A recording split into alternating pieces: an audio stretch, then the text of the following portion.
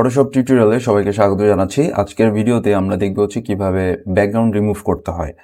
Background remove করার কয়েকটা পদ্ধতি আছে। সবচেয়ে সহজ পদ্ধতি হচ্ছে প্রথমে আপনার যেই ফটোটার ব্যাকগ্রাউন্ডটা আপনি রিমুভ করতে যাচ্ছেন সেটাকে নিয়ে আসা।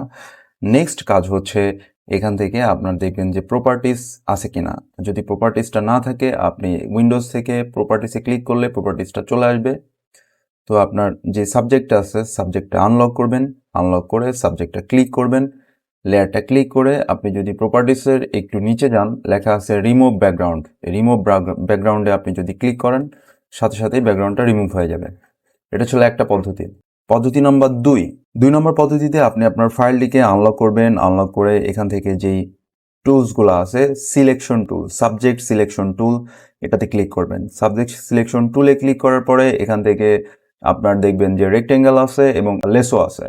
তো আপনি লেসোতে ক্লিক করবেন, ক্লিক করার পরে আপনি যে সাবজেক্টটাকে আপনি ব্যাকগ্রাউন্ড রিমুভ করতে যাচ্ছেন সেই সাবজেক্টটাকে এখান থেকে মার্ক করে দিবেন। এইভাবে জাস্ট আপনার মাউসের সাহায্যে সিলেক্ট করে দিবেন এবং যেখান থেকে শুরু করছেন ওখানে এনে ছেড়ে দিবেন। দেখবেন আপনার সাবজেক্টটা সিলেক্ট হয়ে গেছে। তার পরবর্তীতে আপনি এখান থেকে মাস্কে যদি ক্লিক করেন দেখবেন আপনার ব্যাকগ্রাউন্ডটি রিমুভ হয়ে গেছে। তৃতীয় যে পদ্ধতিটি রয়েছে সেটা হচ্ছে quick selection tool. Quick selection টুলে ক্লিক করতে হবে। আপনি ফাইলটাকে একটু জুম করবেন, জুম করার পরে আপনার এখান থেকে নর্মালি দেখবেন যে এর মধ্যে প্লাস অবস্থায় থাকবে। নর্মালি এটাকে যদি আমি জাস্ট একটু বড় করি, আপনি আপনার কিবোর্ডের যেই সেকেন্ড ব্র্যাকেট এবং থার্ড ব্র্যাকেটটা আছে, সেকেন্ড ব্র্যাকেট যেটা স্টার্ট হলো এটা দিয়ে আপনি এটা ক্লিক করলে আপনার সাইজটা ছোট হবে এবং সেকেন্ড ব্র্যাকেট যেটা ক্লোজ হলো সেটা ক্লিক করলে আপনি এইটা দেখবেন আস্তে আস্তে বড় হচ্ছে। তো প্লাস থাকা অবস্থায় আপনি যদি জাস্ট এখানে ক্লিক করেন, আপনি যদি সাবজেক্টটাকে জাস্ট ক্লিক করেন, একটু জুম আউট করলাম, আপনি যদি জাস্ট ক্লিক করেন অথবা ক্লিক করে ধরে এভাবে টান দেন দেখবেন যে আপনার সাবজেক্টটা সিলেক্টেড হয়ে গেছে। দেখতে হবে ভিতরে, খেয়াল করে যে এই ভিতরে দেখেন এটা কিন্তু সিলেক্ট অবস্থায় আছে, এটা যেন না থাকে। হ্যাঁ, এই সিলেক্ট যেন শুধুমাত্র যতটুকু জায়গা আপনি করতে চান অতটুকুর মধ্যেই থাকে।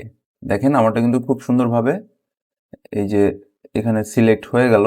আর একটা জিনিস বলে রাখা ভালো, সেটা যদি কোথাও এক্সট্রা বেশি সিলেক্ট হয়ে যায়, যেমন আমি এখানে কাজ করতে গিয়ে এক্সট্রা বেশি সিলেক্ট হয়ে গেছে, তো তখন কি করতে হবে, কিবোর্ডের অল্টার বাটনটা প্রেস করে ধরে রাখতে হবে।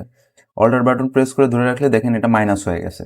মাইনাস থাকা অবস্থায় অল্টার বাটন চেপে ধরে জাস্ট আমি যদি বাইরে থেকে এটাকে ক্লিক করি তাহলে এটা দেখেন ডিক্রিজ হয়ে যাবে, অর্থাৎ যে অংশ বেশি সিলেক্টেড হলো ওটা কিন্তু চলে যাবে। আর সিলেক্ট করার সময় আপনার কিন্তু অবশ্যই সিলেকশন টুলটা এটাকে কিন্তু বড় ছোট করা লাগতে পারে। আমি আবার বলে দিই, সেটা সেকেন্ড ব্র্যাকেট স্টার্টিং যেটা আছে এটা দিয়ে এটা ছোট হবে এবং সেকেন্ড ব্র্যাকেট ক্লোজিং যেটা আছে এটা দিয়ে বড় হবে। বড় ছোট করা লাগবে কারণ অনেক সময় সূক্ষ্ম যে অংশগুলো আছে এই সময় কাজ করার সময় কিন্তু এটা ছোট করে নিতে হয়। যেমন এই যে অংশটা দেখতে পাচ্ছেন এটা কিন্তু সিলেক্টেড হয়নি। তো এখন আমাদের কি করতে হবে, জুম করে অল্টার বাটন প্রেস করে ধরে দেখেন মাইনাস চলে আসছে।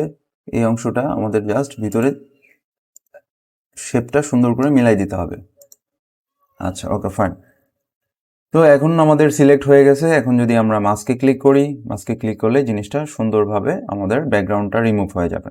এখন যে পদ্ধতিটা দেখাবো এটা সবচেয়ে কার্যকরী পদ্ধতি। অর্থাৎ আপনি যখন কাজ করবেন আপনার ব্যাকগ্রাউন্ড রিমুভটা যদি খুব প্রফেশনালি করতে চান, প্রফেশনালি করার জন্য আপনাকে অবশ্যই পেন টুলের সাহায্যে কাজটি করতে হবে। পেন টুলের সাহায্যে প্রফেশনালি কোনো ব্যাকগ্রাউন্ড রিমুভ করতে হয়। তো এটার জন্য আপনাকে কি করতে হবে, ফাইলটা পেন টুলটা সিলেক্ট করতে হবে, ফাইলটা একটু জুম করবেন, যতটুকু আপনার জুম করলে ভালো লাগবে ততটুকু জুম করবেন, ক্লিক করবেন, ক্লিক করে ধরে পেন টুলের সাহায্যে ডানে বামে উপরে নিচে করলে দেখবেন পারফেক্ট শেপ চলে আসছে।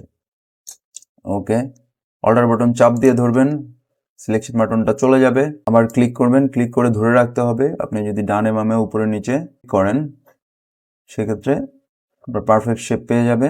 ওকে, ফাইন। এখন কোনো কারণে যদি এটা ডিসিলেক্ট করা লাগে, বেশি সিলেক্ট হয়ে যায় বা কম সিলেক্ট হয়, সেক্ষেত্রে কিন্তু কন্ট্রোল চেপে ধরে এটাকে কিন্তু আপনি সামনে পিছনে আনা নেওয়া করতে পারবেন এবং যে অংশটা সিলেক্ট হয়নি সে অংশটা সিলেক্ট করতে পারবেন। তো তারপরে এই যে লম্বা যে দাগটা দেখতেছেন এটা কিন্তু প্রত্যেকবার সিলেক্ট করার পরে এই লম্বা যে অংশটা আছে এই লম্বা অংশটা ডিসিলেক্ট করে ফেলতে হবে। এটার জন্য কি করতে হবে, জাস্ট অল্টার বাটন প্রেস করে এখানে যদি ক্লিক করেন দেখবেন চলে গেছে। তো আবার এখানে ক্লিক করব, এটাকে যদি আমরা ডানে বামে উপরে নিচে টানি তাহলে দেখবেন কমপ্লিট। প্রত্যেকবার আপনাকে সিলেক্ট করার জন্য জাস্ট ডানে বামে উপরে নিচে টান দিলেই এটা সিলেক্ট হয়ে যাবে এবং আপনার যে অংশটা এক্সট্রা থাকবে, লম্বা যে অংশটা এক্সট্রা থাকবে, ওটাকে কেটে ফেলানোর জন্য অল্টার বাটন প্রেস করে জাস্ট মাঝখানে যে পয়েন্টটা আছে এই পয়েন্টটাতে জাস্ট ক্লিক করলেই দেখবেন যে এক্সট্রা অংশটা চলে যাবে। তো এভাবেই হচ্ছে সম্পূর্ণ অংশটা সিলেক্ট করে ফেলতে হবে। তো সম্পূর্ণ অংশ সিলেক্ট করার পর আপনি কিবোর্ডের কন্ট্রোল এবং এন্টার বাটন প্রেস করলে সম্পূর্ণ অংশটি সিলেক্টেড হয়ে যাবে। তারপর আপনি যদি মাস্কে ক্লিক করেন তাহলে আপনার ব্যাকগ্রাউন্ডটি রিমুভ হয়ে যাবে। আর এই পদ্ধতিটা হচ্ছে সবচেয়ে প্রফেশনাল পদ্ধতি, যে পদ্ধতিতে আপনি যদি ব্যাকগ্রাউন্ড রিমুভ করেন এটা প্রফেশনালি অনেক স্মুথ হবে। আর ফ্রিল্যান্সিং এ অবশ্যই আপনাকে এই পদ্ধতিটি ব্যবহার করতে হবে। যদি ভিডিওটি ভালো লাগে অবশ্যই একটি লাইক দিতে ভুলবেন না। ধন্যবাদ সাথে থাকার জন্য।